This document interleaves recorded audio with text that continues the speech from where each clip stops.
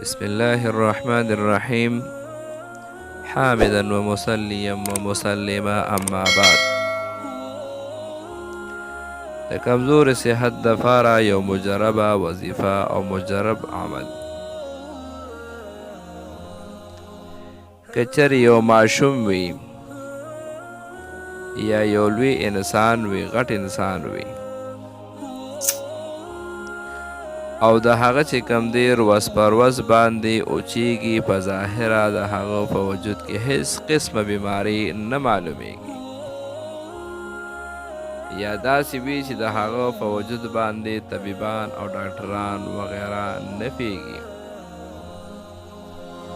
نو د داسې مریض دپاره یو ډیره مجربه عمل دی. تاسو ته وښیم د کوم کسانو چې ضرورت وي او په دې طریقه باندې وکړي، نو انشاءالله العزیز چې زر تر زره به د دغه انسان وجود قوي او تندرست جوړ شي. د کم انسان چې دا قسمه مسله وي، که هغه ماشوم وي او که غټ وي، هغه د 1013 کرت د ماسخوتن مانځه نه وروستو د آیات کریمه هم چې دا 1013 کرت د ماسخوتن مانځه نه وروستو ولولي، او په دې باندې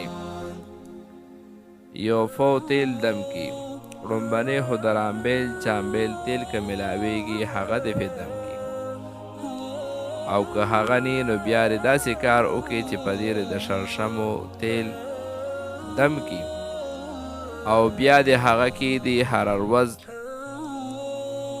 ارز شواروز کې د یو ځل د دې بیمار په بدن باندې مګي ټول وجود د دې بیمار مالش کوي،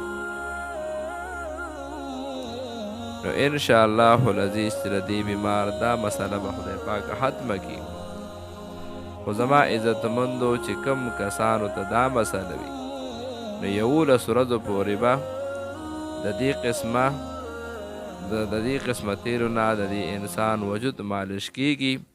صرف یو ځل به په دې باندې 1013 کرت دا وظیفه کیږي، د هغې نه بعد به تر د 11 ورځو پورې د دې انسان وجود مالش کیږي، ټول وجود باندې به مږي، نو انشاءالله د ده د وجود دا بیماری به ختمه شي، او دی به چې کم دی قوي او تندرست جوړ شي.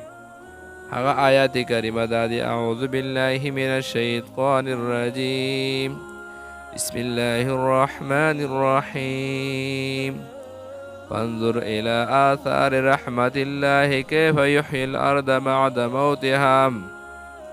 بعد موتها إن ذلك لمحيي الموت وهو على كل شيء قدير. صدق الله العظیم.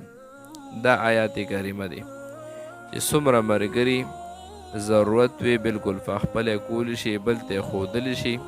زما عزتمندو ډېر مجرب عمل دی، او چې چا دا قسمه ضرورت دی هغه د خپل ضرورت دپاره چې کوم دی دا استعمال کې، انشاءالله وجود به قوي او تندرست جوړ شي. دا څومره مسلې چې د انشاءالله د دې د برکته به ختم شي.